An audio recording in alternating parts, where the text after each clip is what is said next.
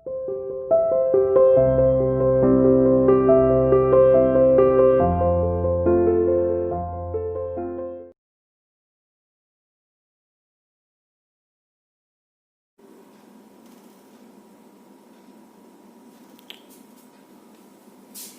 students, how are you बच्चे? I hope everyone is fine there. And today we are going to take the revision portion, means जो अब आपकी periodic test शुरू है बेटा, 8 तारीख को आपका जो साइंस का पीरियोडिक टेस्ट है उसका आपको सिलेबस बता दिया गया है। आपके एग्जाम में जो टॉपिक आएगा, कंप्लीट चैप्टर आएगा, सॉरी वो आएगा रिफ्लेक्शन ऑफ लाइट। तो अब हम जब तक आपका पीरियोडिक टेस्ट नहीं हो जाता तब तक हम उसका रिविजन पोर्शन करेंगे। हम डेली जब तक वो टेस्ट नहीं आ जाता है हमारा 8 तारीख तक, हमें इस चैप्टर को कंप्लीट करना है, रिफ्लेक्शन ऑफ लाइट, जो आपने पहले कंप्लीट कर चुके हैं। क्लियर? तो मैं वन बाय वन आपको टॉपिक बताऊंगा इसमें कि कौन कौन से टॉपिक्स हैं जिसके ऊपर हमें ज्यादा फोकस करना है, किस तरह से हमें उसकी तैयारी करनी है। तो प्लीज बी अलर्ट और इसको अच्छे से समझना मुझे, ठीक है। चैप्टर हमारा जो एग्जाम में आ रहा है बेटा वो आ रहा है reflection of light. Name of the chapter is reflection of light. हम वैसे कंप्लीट चैप्टर रिवीजन करेंगे बट हमें फोकस किस किस पॉइंट पर करना है, जो इंपॉर्टेंट कंसेप्ट बनते हैं। आपका जो पीरियोडिक टेस्ट होगा उसका सैंपल टेस्ट भी आप लोगों को पहले दिया गया है कि इस तरह का आपका पीरियोडिक टेस्ट आएगा, जिसमें मोस्ट प्रोबेबली सभी एमसीक्यूज क्वेश्चंस होंगे। और एमसीक्यूज क्वेश्चन जो होंगे वो सभी क्वेश्चन किस तरह से होंगे, चैप्टर के बीच में से होंगे बच्चे। मीन्स जो जो टॉपिक इंपॉर्टेंस है उसके बीच में से पॉइंट्स को उठा के एमसीक्यूज क्वेश्चन बनाए जाएंगे। तो वो जब भी आप अच्छे से सॉल्व कर सकते हो जब आप चैप्टर को अच्छे से समझो। क्लियर? और दूसरा, इस चीज के उसमें मत रहना बेटा कि हम चीटिंग करके टॉपिक को कंप्लीट कर लेंगे या हमारे पास टाइम होगा, कोई हमें देख नहीं रहा तो हम कैसे भी टेस्ट को कर सकते हैं। क्योंकि अगर आपको कोई नहीं देख रहा तो उस टाइम भी आप खुद देख रहे होते हैं। एक्चुअलिटी आपको पता होती है बेटा कि हम लोग किस जगह सही है, किस जगह गलत है। अगर आप चीटिंग करके टेस्ट को कंप्लीट करने की कोशिश करोगे तो कुछ टाइम के लिए वो आपको सही लगेगा, बट अगर हम आगे के पॉइंट ऑफ व्यू से उसको देखेंगे तो उसमें हमारी सबसे बड़ी हार होगी।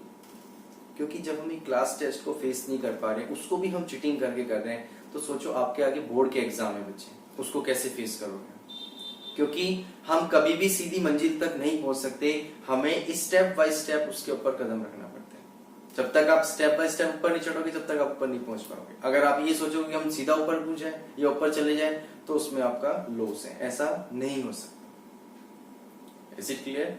सो स्टार्ट करते हैं अपना टॉपिक, रिफ्लेक्शन ऑफ लाइट।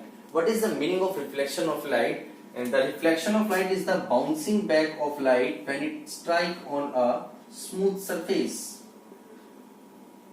कि जब भी कोई लाइट किसी भी स्मूथ सरफेस से स्ट्राइक करती है तो जो लाइट रेज आ रही है इसको क्या बोलते हैं हम? इंसिडेंट लाइट रे। जो आफ्टर रिफ्लेक्शन जा रही है इसको क्या बोलते हैं जी? Reflected light ray. एंड जो इनके बीच में आ रहा है this one is the normal.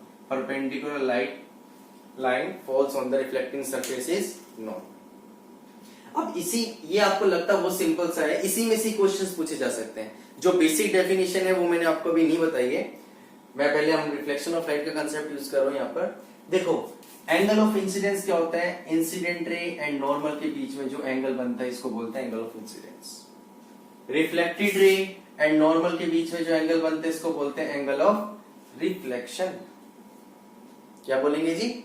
Angle of reflection. The angle made between incident ray and normal is called angle of incidence. Angle made between reflected ray and normal is called angle of reflection. Or this is the angle of glance. ये क्या है हमारे पास? Angle of glens, या जिसको ग्लेंसिंग angle भी बोल सकते हैं। किसके इक्वल होती है इसकी value? 90 minus angle of incidence और 90 minus angle of reflection. Clear हुआ भाई? ये हमारे पास जो नॉर्मल आ रही है क्या होती है? परपेंडिकुलर। तो मतलब हमारा ये एंगल कितने डिग्री का हो गया? 90। ये एंगल भी कितने डिग्री का हो गया? 90। तो 90 में से अगर मैं एंगल आई को माइनस कर दूंगा तो एंगल ऑफ ग्लेंस आ जाएगा। ऐसे 90 में से एंगल आर को माइनस कर देंगे तो एंगल ऑफ ग्लेंस आ जाएगा। क्लियर। अब इसी का एक क्वेश्चन क्या बनता है कि भाई अगर कोई लाइट रेज परपेंडिकुलरली फॉल होती है रिफ्लेक्टिंग सरफेस पे तो क्या होगा।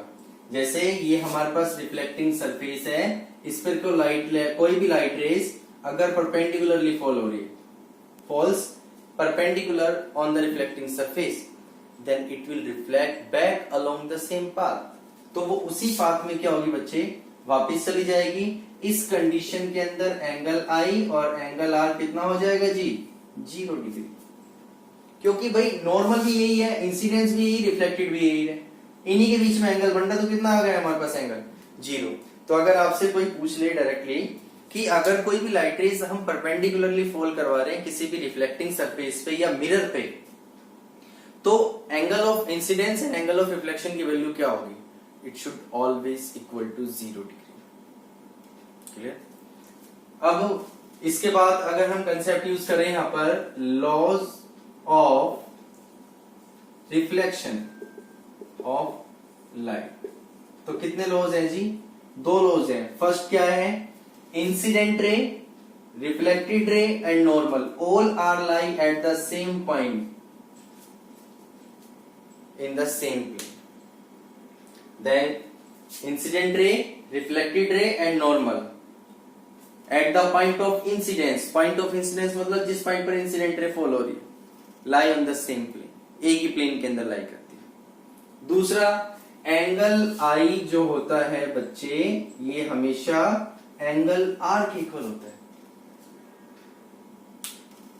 क्लियर हुआ, angle I always equal to angle R. This is the second law.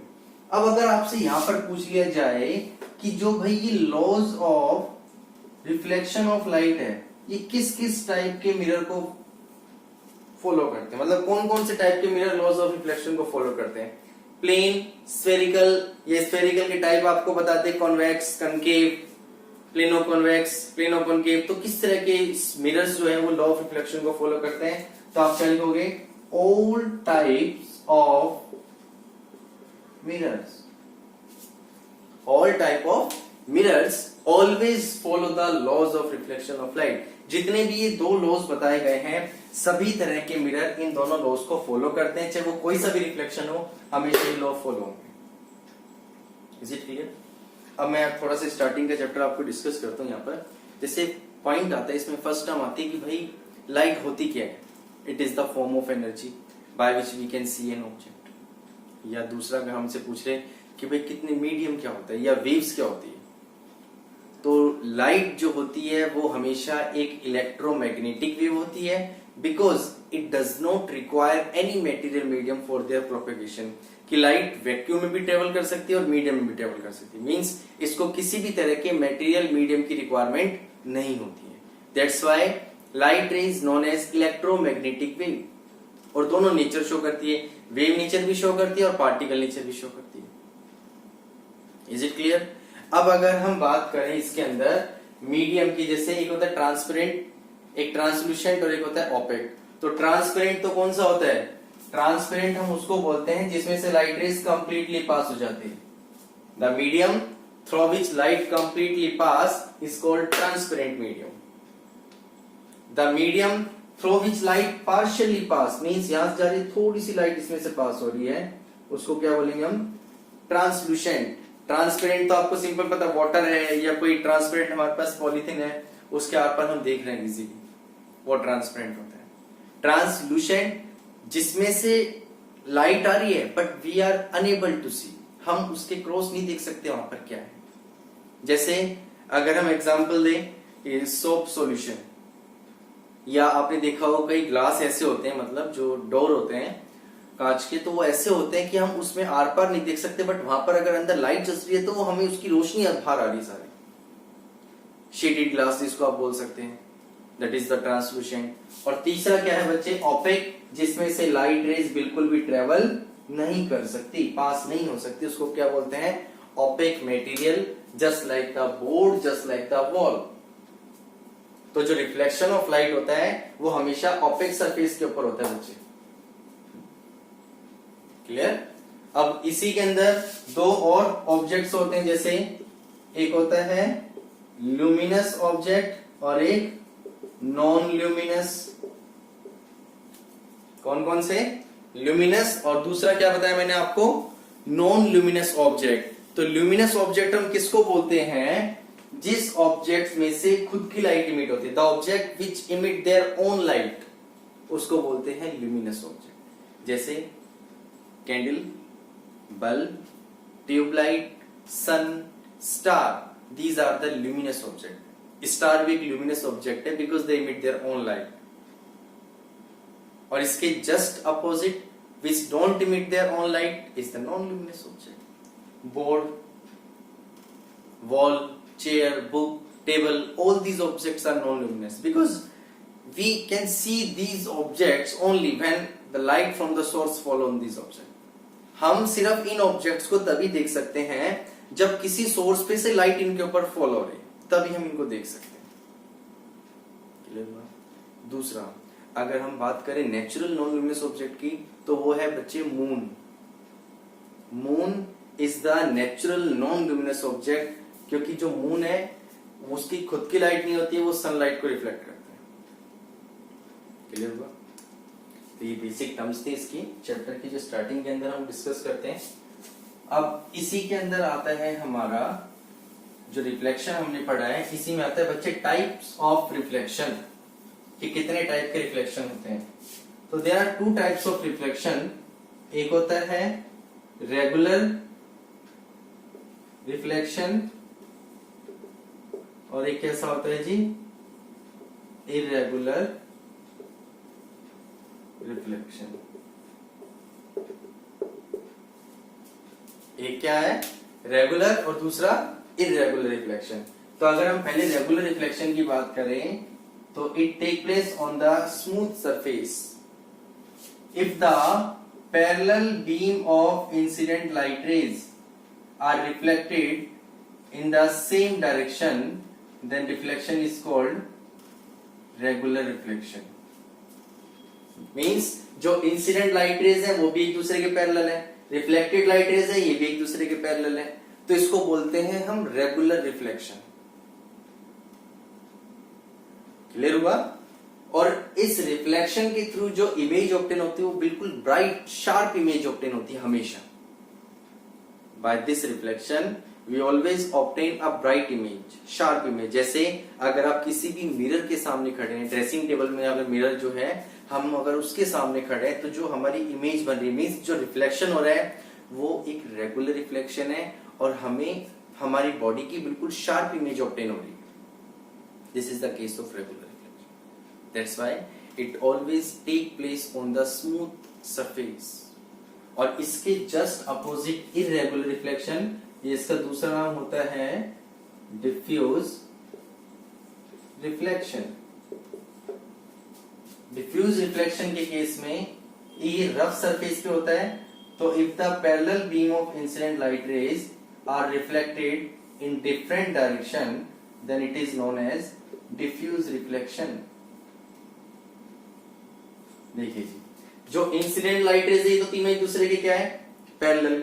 Reflected light raise एक यहां जा रही है, एक यहां जा रही है और एक यहां जा रही है। These are not parallel to each other. जो रिफ्लेक्टेड लाइट रेज है 1, 2 and 3, these are not parallel to each other, that's why this is known as irregular reflection। और दूसरा सबसे main important, it always take place on the rough surface। हमेशा rough surface पे होता है। यहां से क्वेश्चन बनता है कि does it follow the laws of reflection of light? क्या ये laws of reflection of light को फॉलो करता है? Yes, always. हमेशा डिफ्यूज रिफ्लेक्शन जो है वो लॉज ऑफ रिफ्लेक्शन को फॉलो करता है, बट पैरेलल लाइट रेज क्यों नहीं आती है? सिर्फ due to the roughness of surface. Surface की जो रफनेस है इसकी वजह से जो लाइट रेज है, रिफ्लेक्टेड लाइट रेज, ये एक दूसरे के पैरेलल नहीं होती है, but it always follow the laws of reflection of light. Is it clear? तो जो ये आपको मैंने टाइप्स ऑफ रिफ्लेक्शन तक पढ़ाया है आज, इसको आपको अच्छे से रीड करना है। एक मैं इसकी एप्लीकेशंस और बताता हूँ आपको कि क्या डिफ्यूज रिफ्लेक्शन जो है वो हमारे लिए कहीं यूजेबल है या नहीं है। मोस्टली बच्चे जब पढ़ते तो बोलते हैं नहीं सर ये हमारे किसी काम का ही नहीं। क्यों? क्योंकि लाइट रेज पैरेलल ही नहीं आ रही भाई, उसका तो हम शीशे में यूज कर रहे हैं, ये तो हमारे किसी काम का ही नहीं है। But you are absolutely wrong. It is very important, very useful for us. For example, अगर हमारे रूम में सपोज करो ये बुक रखी है टेबल पे, ध्यान से समझना, it is a non luminous object. हम दो तरह के ऑब्जेक्ट देख सकते हैं बेटा, या तो जिनकी खुद की लाइट निकल रही हो, which emit their own light, या which reflect the light that falls on it, या उस ऑब्जेक्ट पे अगर किसी सोर्स पे से कोई लाइट फॉल हो रही है और वो रिफ्लेक्ट करने के बाद हमारी आईज में आ रही है, तो हम उस ऑब्जेक्ट को देख सकते हैं। अगर आप इस बोर्ड को देख रहे हैं तो मींस किसी सोर्स पे से लाइट इस पर फॉल हो रही है और ये रिफ्लेक्ट करके आपकी आईज पे सेंड कर रहे हैं, तब हम इसको देख पा रहे हैं। तो अब आपको मैं अगर एग्जांपल बताऊं कि हमारे रूम में सपोज करो टेबल पर एक बुक रखी है, तो हम इस बुक को रूम के चारों तरफ से देख सकते हैं, मतलब सारी डायरेक्शन से देख सकते हैं ना भाई, देख सकते हैं। ये तो है नहीं कि अगर आप यहां पर आपने बुक रख रखी तो सिर्फ आप इसी जगह से देख सकते हो, मतलब एक पर्टिकुलर डायरेक्शन से इस बुक को देख सकते हो, अदरवाइज पूरे रूम में से कहीं बुक नहीं दिखेगी। ऐसा तो नहीं होता भाई। रूम में जो जो चीजें रखी हैं, जो सामान रखा है, उसको हम हर डायरेक्शन से देख रहे हैं। अगर वो ओपन में रखा है तो बीच में रखा है, उसका रीजन क्या होता है बच्चे, कि जब किसी सोर्स पे से लाइट फॉल होती है इस ऑब्जेक्ट पे, तो ये उसको डिफरेंट डिफरेंट डायरेक्शन के अंदर क्या करता है, रिफ्लेक्ट कर देता है। और जहां जहां ये रिफ्लेक्टेड लाइट रेज जा रही है वहां से हम उस ऑब्जेक्ट को देख सकते हैं। Means we can see the object from all direction in a room by the applications of the diffuse reflection. हम जब मूवी देखने जाते हैं थिएटर में, तो आपने देखा होगा जितने भी ऑडियंस बैठे रहते हैं वहां पर, मूवी देख रहे हैं जो वहां पर व्यूअर्स है, तो उन सबको मूवी दिखती है स्क्रीन के ऊपर। क्लियर? अब स्क्रीन पे क्या होता है, पीछे से फोकस आता है जो स्क्रीन के ऊपर फॉल होता है, और स्क्रीन क्या करती है, due to the roughness screen उस पूरी लाइट को डिफरेंट डिफरेंट डायरेक्शन के अंदर रिफ्लेक्ट कर देती है। अब जहां जहां वो रिफ्लेक्टेड लाइट रेज जा रही है वहां से वो व्यूअर्स उसको देख रहे हैं। तो this is also the applications of diffuse reflections. Clear हुआ? तो diffuse reflection is also very useful for us. ये कुछ इसके एप्लीकेशंस है। तो इसमें से जो क्वेश्चन बनता है वो मोस्टली ये बनता है कि क्या diffuse reflection laws of reflection को फॉलो करता है या नहीं करता। तो वो आपको इसको समझना है, इसको अच्छे से रिवाइज करना है जितना मैंने आपको आज का कंसेप्ट पढ़ाया।